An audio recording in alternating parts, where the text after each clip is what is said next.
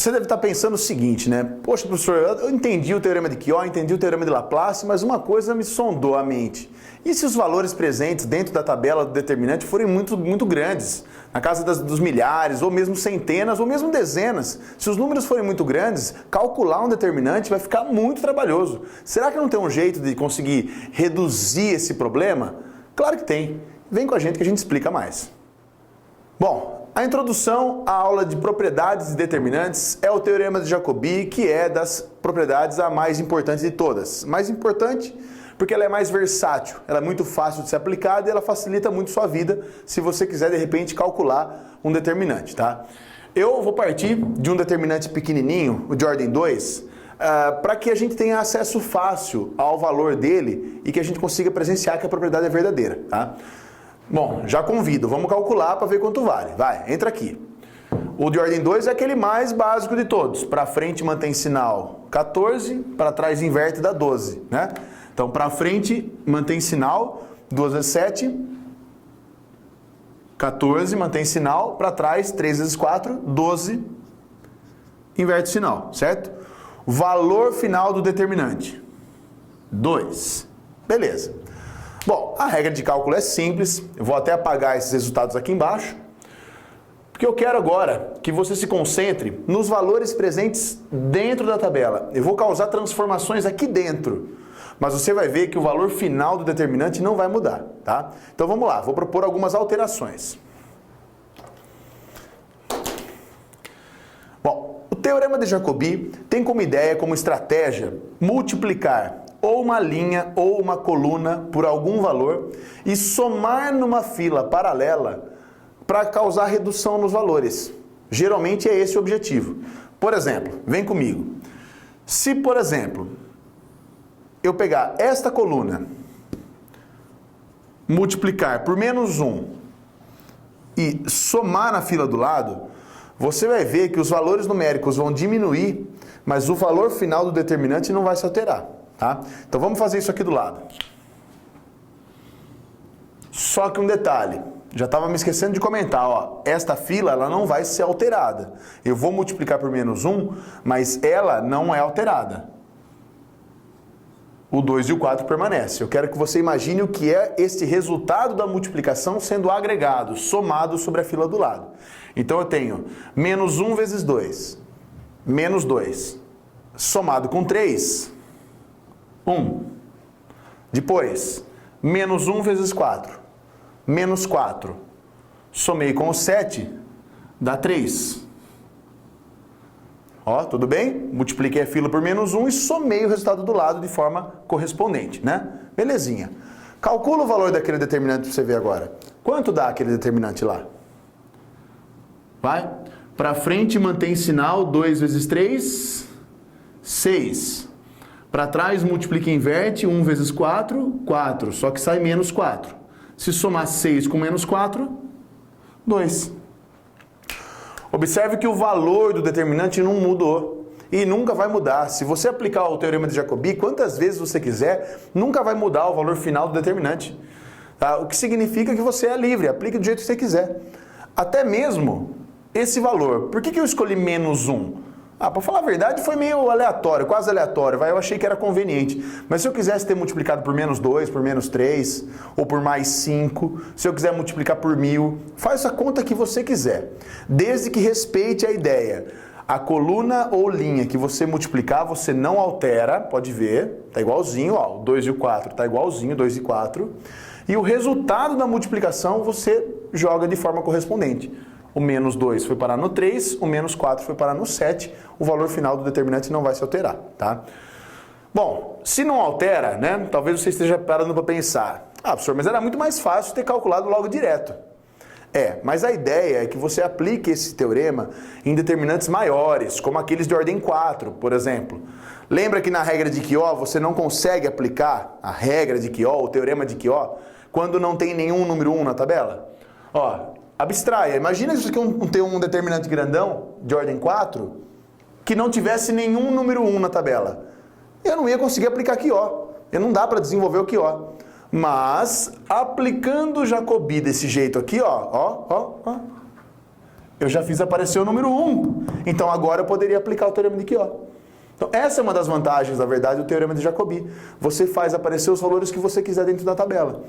E eu posso fazer aparecer, por exemplo, vamos supor, você que assistiu a primeira videoaula lá do determinante de ordem n maior ou igual a 4. A primeira regra foi o teorema de Laplace. Só que aquele teorema é interessante quando tem zeros na tabela. Não tenho nenhum zero. Será que eu consigo fazer aparecer zeros aqui? Muito fácil. Ó, pega, por exemplo, essa linha. Se eu multiplicá-la por menos 2 e somar a linha de baixo. Faz isso pra você ver. Ó, muito fácil, muito fácil. Detalhe, repito, a linha que eu estou multiplicando, eu não altero. Isso é fundamental, para que senão, de repente, você vai falar assim, então eu vou multiplicar por zero. Mas se multiplicar por zero não vai servir para nada, porque a linha que você multiplica você não altera, né? Então, ó, multipliquei aqui por menos 2, mas eu mantive a linha. A questão é jogar o resultado sobre a linha de baixo, tá? Vamos fazer isso então. Menos 2 vezes 2, menos 4. Joguei embaixo, menos 4 com 4, 0. Menos 2 vezes 1, menos 2. Somei com 3, deu 1. Só a primeira coisa que eu tenho para falar. Calcule e veja que vai dar o mesmo resultado. Não muda. Vai? Para frente mantém sinal. 2 vezes 1, 2. Para trás multiplica e inverte. 1 vezes 0, 0. Somando dá 2. Então o teorema de Jacobi, eu digo que é a propriedade mais importante, porque ela é muito versátil. Você pode aplicar do jeito que você quiser, quantas vezes você quiser. Multiplique pelo valor que você quiser. Então, com isso, você vai forjando a tabela, na verdade, da forma como for mais interessante. Claro que no caso de um exemplo de um pequenininho como ordem 2, a vantagem não parece tão grande ter transformado isso nisso, tá? Mas abstraia, pense em tabelas grandes. Com valores menores assim, ó, vai com certeza dar menos trabalho do que assim, né? Tá? Esse é o teorema de Jacobi, uma propriedade muito importante que vai ajudar a gente bastante, inclusive na próxima propriedade, na P2, falando sobre matriz triangular. Vamos lá. Bom, agora a questão é a seguinte, né? O teorema de Jacobi ajuda no Chiot, ajuda no Laplace, mas será que é só isso? Ele foi inventado só para ajudar? Não, claro que não. Tem uma puta de uma aplicação bacana quando você envolve matriz triangular. A matriz triangular é essa aqui, ó, tá? Bom, na verdade isso que eu desenhei é um determinante de uma matriz triangular, tá? Barra simples sempre denota determinante. Por que chamado triangular? Porque abaixo da diagonal principal você vê um triângulo de zeros, ó. Mas ele pode estar em cima também, tá? Aqui onde está 5, 1 e 7 poderia ser 0, 0, 0. A matriz também é considerada triangular nesse caso, tá? O interessante dessa tal matriz triangular é você notar que o cálculo do determinante está em função exclusivamente da diagonal principal.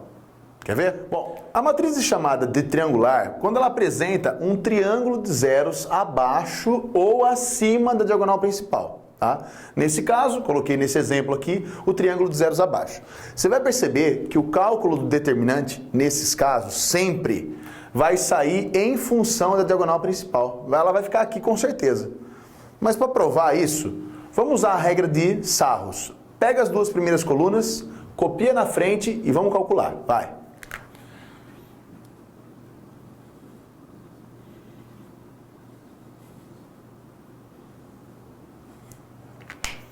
Então vai, presta atenção que o único produto que vai sair mesmo, não nulo, é esse aqui, ó. 2 vezes 3 vezes 5, mantém sinal, dá 30. Todos os outros vão dar 0, fica vendo. 0, 0. Afinal, né, na multiplicação, quando você cruza com 0, dá 0, certo? 5 vezes 7 vezes 0 vai dar 0. Para trás, mesma coisa. 0, 0 e 0. Bom, qual é a conclusão dessa regra agora? Toda vez que você tiver, na verdade, uma matriz triangular, você não precisa dobrar as colunas para sair multiplicando, não. É só multiplicar a diagonal principal, porque é a única que vai dar um valor não nulo. O resto dá tudo zero. Deu zero, deu zero, deu zero, deu zero, deu zero. Então o valor do determinante 30. Só que o detalhe é o seguinte, essa regra aqui da matriz triangular, ela não vale só para a matriz de ordem 3, para determinantes de ordem 3, não. Vale para qualquer ordem. Vale, por exemplo, nesse caso aqui, ó. Não sei se você vai olhar e vai falar assim, ah, professor, mas isso aí não é matriz triangular. De fato não é, tá? Se você olhar, não tem o triângulo de zeros abaixo, não tem o triângulo de zeros acima. Mas a gente vai, com o uso do teorema de Jacobi, transformá-la em uma matriz triangular, e aí a coisa vai ser muito fácil de calcular, ok? Então vamos lá, vamos transformar essa matriz numa triangular agora.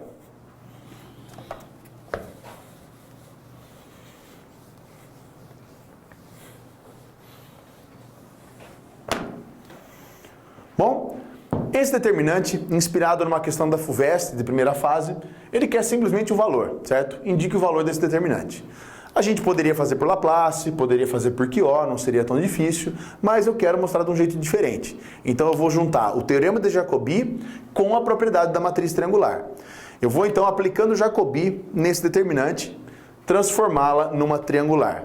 A aplicação do Jacobi, vale lembrar, você pode escolher qualquer linha ou qualquer coluna e multiplicar por qualquer número.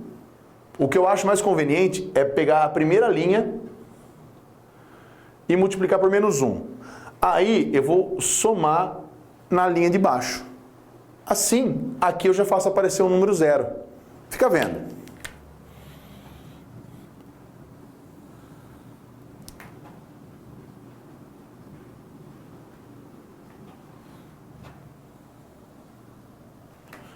Então vamos lá. Menos 1 vezes 1, menos 1, somou com 1, deu 0. E nos demais elementos, menos 1 com 2 dá 1, menos 1 com 2 dá 1 de novo. Beleza. Só que lembrando, eu acabei de aplicar o teorema de Jacobi e eu provei na P1 que o valor final do determinante não se altera. Então eu posso aplicar o Jacobi quantas vezes eu quiser. E eu vou aplicar de novo. Ora, vou aproveitar, conveniente. Já que eu estou multiplicando essa linha por menos 1, eu vou aproveitar e vou somar na terceira linha também. Menos 1 com 1 dá 0. Menos 1 com 2 dá 1. Menos 1 com 3 dá 2. E 2 de novo. Beleza. Como não altera o valor do determinante, eu posso aplicar quantas vezes eu quiser. E adivinha? Eu gostei. Vou aplicar de novo. Soma na última linha. Então eu venho com menos 1, menos 1, menos 1, menos 1, somado nos valores de baixo aqui. Vai dar 0, 1, 2, 3. Olha só que bacana. Se nesse momento eu quisesse aplicar a regra de Laplace, estaria perfeito. Porque eu tenho uma fila com 3 zeros. Quando tem bastante zeros assim, ó, é bacana aplicar o Laplace, tá? Bom, mas eu não quero. Eu quero ir continuando até chegar numa matriz triangular. Então eu vou fazer de novo. Só que agora eu vou multiplicar a segunda linha por menos 1 e vou somar nas duas de baixo. Então vamos fazer isso. Só que detalhe, aquela primeira eu não vou mexer, porque ela não está envolvida no processo. Essa linha que eu multiplico por menos 1 eu não altero. É só o resultado que eu jogo sobre as linhas de baixo. Então tá.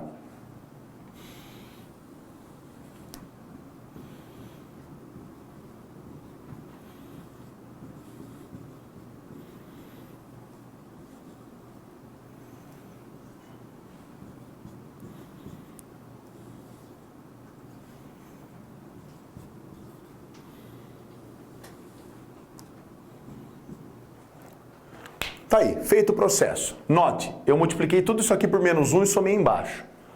Perceba que esses zeros não foram alterados aqui, ó, porque menos 1 vezes 0, 0. Somei com 0, manteve, certo? Foi só embaixo desses três números 1 que eu multipliquei por menos 1, então eu subtraí 1 desses 3 e subtraí 1 desses 3, deu aquela simplificada ali, tá?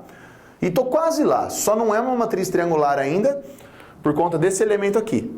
Mas para zerar ele é muito fácil, é só multiplicar a terceira linha por menos 1 e somar na quarta. Isso é transformar isso tudo numa matriz triangular, que é o último passo.